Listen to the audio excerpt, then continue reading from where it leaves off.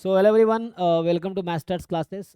मुझसे बहुत सारे बायोटेक के बच्चे रिक्वेस्ट करते हैं कि सर आप एक बार कुछ मैथ्स के जो पोर्शन है उसके सॉल्यूशंस अपलोड कीजिए, क्योंकि पहले भी मैंने अपलोड कर रखा है बायोटेक जैम मैथ्स के पीवाईक्यू। पहले भी मैं कैरियर एंडेवर में मैं फैकल्टी था 2017 टू 19, तो वहाँ भी मैं आईआईटी जैम बायोटेक का मैथमेटिक्स का बैच लेता था। तो वहाँ से मुझे पता चला कि बायोटेक के एग्ज़ाम में मैथ्स भी आता है।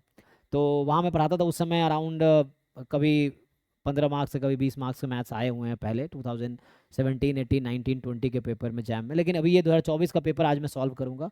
बाकी सिलेबस तो आप लोगों को पता ही होगा। तो ये सिलेबस है मैथ्स का, ये पोर्शन है। तो ये क्लास 11 12 वाला वही सेट थ्योरी सिलेबस है, स्टैटिस्टिक्स बेसिक, ये आपका डिस्क्रिप्टिव स्टैटिस्टिक्स है। और प्रोबेबिलिटी में ये भी 12th, तो मेनली 11 12 का ही सिलेबस यहाँ लिखा हुआ भी है, 10+2 लेवल। तो 10+2 लेवल का यहाँ पे मैथ्स का सिलेबस है। तो इस पे बेस्ड हम ये देखते हैं कि जैम 2024 जो अभी एग्जाम जस्ट हुआ है उसमें कितने क्वेश्चंस आए, और उसका मैं डिटेल आपको सॉल्यूशन बताऊंगा। तो कुछ लोगों को हेल्प हो सकता है जो बच्चे, क्योंकि 2024 में बहुत कम क्वेश्चन आए, 4 क्वेश्चन या 5 क्वेश्चन आए, 4 ही आए हैं। 4 क्वेश्चन आए, 3 क्वेश्चन 2 मार्क्स के और 1 क्वेश्चन 1 मार्क्स के, तो 7 मार्क्स के ही मैथ्स के क्वेश्चन आया जैम 2024 में मैथ्स के। तो उसको हम सॉल्व करते हैं, देखिए। तो ये पहला क्वेश्चन जो मुझे मिला है 26 नंबर क्वेश्चन है उस पेपर में। आप भी वेबसाइट से जैम पीवाई को डाउनलोड कर लेंगे 2024 का, आईआईटी जैम बायोटेक्नोलॉजी का। तो उसमें जो 26 नंबर क्वेश्चन है वो है कि if a variable Z shows a standard normal distribution, तो इसका मतलब है जेड है जो है नॉर्मल 0 1 है, देन परसेंटेज प्रोबेबिलिटी दैट, मुझे प्रोबेबिलिटी परसेंटेज में बतानी है। सो परसेंटेज प्रोबेबिलिटी दैट ये होगा। तो हम क्या करते हैं, स्क्वायर रूट लगा देते हैं इसमें। तो स्क्वायर रूट लगा देंगे तो ये हो जाएगा मॉड जेड। अगर स्क्वायर रूट आप लगा देंगे यहाँ पे, तो मैं इसमें स्क्वायर रूट लगा देता हूँ। तो अगर स्क्वायर रूट लगा दूंगा तो ये mod Z more than 0 less than 1।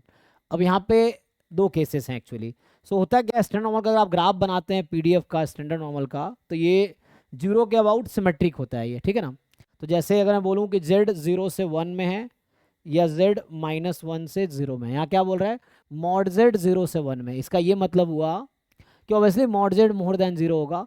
तो मोर देन इक्वल टू भी लगा रखा है। अच्छा, तो इसका मतलब सिंपली मॉड तो नेगेटिव होता नहीं है, तो mod z less than equal to 1, तो ये प्रोबेबिलिटी हो गया जेड बिटवीन -1 एंड 1, ठीक है। अब यहाँ से अगर आप लिखेंगे, देखिए -1 से 1, तो इसको आप कैसे भी लिख सकते हैं, this is the five one minus five of -1। ये जो कैपिटल फाइव यूज कर रहा हूँ ये नोटेशन है सीरीएफ ऑफ स्टैंडर्ड नॉर्मल का, और इसको फर्दर सिंप्लीफाई कर सकते हैं हम लोग। सो 5 1 -1 माइनस 5 1, तो ये आ जाएगा कितना, तो ये 2 टाइम 5 1 - 1। अब ये 5 1 की वैल्यू एग्जाम के पेपर में दिया होगा, मुझे देखना पड़ेगा क्या है, तो उससे परसेंटेज में आ जाएगा ना, यहाँ तो दिखा नहीं है। तो ओरिजिनल पेपर में आपको ये गिवन होगा, है ना। तो ओरिजिनल पेपर हमारे पास यहाँ होगा, चेक करते हैं। अच्छा, यहाँ पे फर्स्ट पेज इन्होंने दिया ही नहीं क्वेश्चन, तो जो ओरिजिनल एग्जाम होते हैं उसमें दे रखा होता है, तो आप टेबल से देख सकते हैं। हाँ, आई थिंक 8 4 आता है ना। तो ये जो वैल्यू है, एक्चुअली मैं ये कह रहा हूँ कि जो ये वैल्यू की ज़रूरत पड़ी है हमें, आप जो पेपर देंगे तो आपको जो फर्स्ट पेज पे इंट्रोडक्शन पेज रहता है उसमें आपको गिवन होगा डेटा कि 5 1 क्या होता है। ऐसे मुझे याद है, जैसे बता रहे हैं 2 पॉइंट है ना, ये क्या है 0.84 अप्रॉक्स ना, तो -1, तो ये हो जाएगा। ये कहाँ से पता चला मुझे, आप टेबल देख सकते हैं, स्टैंडर्ड नॉर्मल टेबल आता है, गूगल कर लेंगे तो मिल जाएगा, या बुक में देख सकते हैं, बुक के पीछे स्टैंडर्ड नॉर्मल टेबल होगा, जो प्रोबेबिलिटी की बुक होती है कोई भी ग्रेजुएशन लेवल की बुक देखेंगे उसके पीछे आपको मिल जाएगा। तो उसमें ये आ जाएगा सो 1.68 -1, तो 0.68 जो कि 68% हो गया, ठीक है ना। तो अप्रॉक्स ये आंसर आ गया। तो ये इसका आंसर है, ठीक है। आगे अगर आप देखेंगे दूसरा क्वेश्चन जो है, सो ये सेकेंड क्वेश्चन है, ये कह रहा है कि आपसे कि एक गिवन स्क्वायर है, आपको स्क्वायर एक दे रखा है, मान लीजिए ये स्क्वायर है ABCD। So if the area of the in circle, in circle मतलब आपके ये इसके अंदर जो सर्कल है जो इसको टच कर रही है इसके साइड्स को, सो ये एक इन सर्कल है, इसका एरिया मुझे दे रखा है 100 है। And the area of circumcircle क्या होगा, तो क्वेश्चन है सरकम सर्कल का एरिया क्या होगा। तो जो बाहर सर्कल है वो सरकम सर्कल है, जो इनसाइड है वो इन सर्कल है।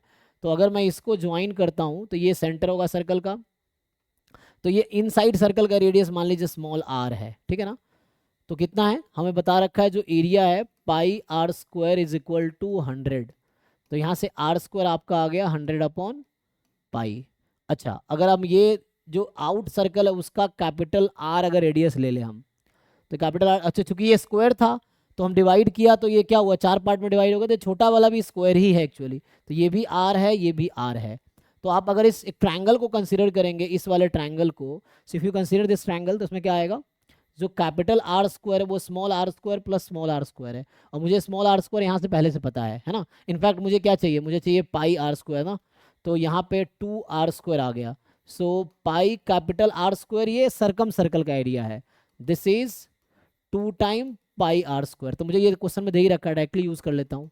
सो 2 टाइम 100 बराबर 200। ऐसे आपको अगर डायरेक्ट याद होगा तब भी आप बता सकते हैं, कुछ खास है ना। सो जस्ट क्या हुआ कि डबल हो गया एक्चुअली, जो इन सर्कल का एरिया वो 100 था, तो सरकम सर्कल का एरिया कितना हो गया, 200 हो गया, है ना। तो ये आप ट्रिक भी याद रख सकते हैं, डबल हो जाएगा सीधा, ठीक है। ओके, सो आगे आते हैं स्क्वायर के केस में। वो जो था, ये जो नेक्स्ट क्वेश्चन है ये भी सिंपल है। तो इसमें कई सारे अप्रोच हैं। एक अप्रोच है कि आप सीधा सीधा एक्स स्क्वायर से डिवाइड कर दीजिए, या ये एक्स टेंस टू 3 है, एक मिनट, यहाँ पे एक्स टेंस टू 3 है ये, अगर एक्स टेंस टू 0 होता तो फिर हम 0 रख देते तो भी आंसर डायरेक्ट आता, इन्फिनिटी होता तो इन्फिनिटी अपॉन इन्फिनिटी बनता, लेकिन यहाँ पे एक्स टेंस टू 3 है, तो इसका मतलब है कि जब आप 3 रख रहे होंगे ना इसमें, लिमिट एक्स टेंस टू 3, आप देखिए ऊपर वाले को फैक्टराइज करूंगा तो एक्स माइनस 3 एक्स प्लस 3 होगा, और यहाँ होगा एक्स माइनस 3 इंटू, फैक्टराइज कर लेते हैं, 3 1 जा 3 है ना, तो x plus 1 x minus 1, right, x minus 1 है ना। So x minus 3 into x minus 1, ये आ जाएगा। ऐसे आप पुट करते हैं एक्स को 3 तो ये 0/0 का फॉर्म बनाएगा। तो यहाँ से अगर आप कैंसिल करेंगे तो ये हम कैंसिल कर सकते हैं। क्यों कैंसिल कर पा रहे हैं, क्योंकि x टेंस टू 3 है, तो x 3 के नेबरहुड में होगा, हो सकता है 2.99 के अप्रॉक्स हो या 3.01 हो, एग्जैक्ट नहीं बता सकते, बट ये है कि 3 के बहुत क्लोज है, जो कि x is not equal to 3, तो इसीलिए x minus 3 non zero number है, कैंसिल कर दिया। तो यहाँ से अब बचा limit x tends to 3 x plus 3 upon x minus 1, तो ये आ गया 4/2, तो आंसर 2 आ गया एक्चुअली, क्योंकि x टेंस टू 3 था, है ना। सो नेक्स्ट जो है, ओ एक मिनट हमने कैलकुलेशन मिस्टेक किया है, अच्छा यस।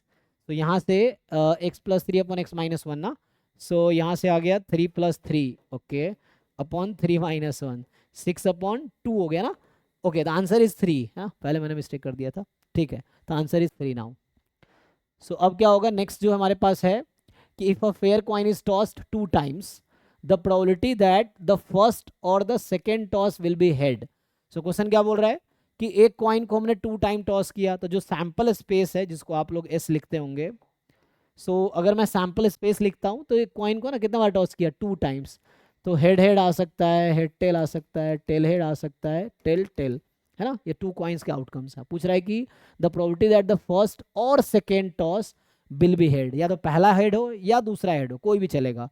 सो पहला वाला हेड हो या दूसरा वाला हेड हो, तो ये 3 आउटकम जो है ये ऐसे हैं, या तो फर्स्ट हेड है या सेकेंड हेड, दोनों है तो भी कोई दिक्कत नहीं है। तो जो प्रोबेबिलिटी पूछ रहा है actually, there are 3 favourable outcome out of 4, तो आंसर इज 3/4, है ना। Round out two decimal place आप कन्वर्ट कर लीजिए, 0.75 आएगा, तो ये इसका आंसर है। बाकी आईटी जैम बायोटेक का 2024 से लेकर 2005 तक का आपके मैथ्स और स्टैट्स के, जो मैथ्स पोर्शन या स्टैट्स पोर्शन है, उसके फुल सॉल्यूशन आपको हमारे प्लेलिस्ट पे रिकॉर्डेड कोर्स में मिल जाएगा, जिसकी फीस जस्ट 500 रुपीज़ है। तो आप 500 रुपीज़ में एक प्लेलिस्ट से कोर्स खरीद सकते हो, जिसमें आपको जैम बायोटेक्नोलॉजी 2005 से 2024 तक के एक एक क्वेश्चन जो मैथ्स पोर्शन के उसका सॉल्यूशन अवेलेबल है, आप वहां से देख सकते हैं। Thank you so much. Stop कर दीजिए।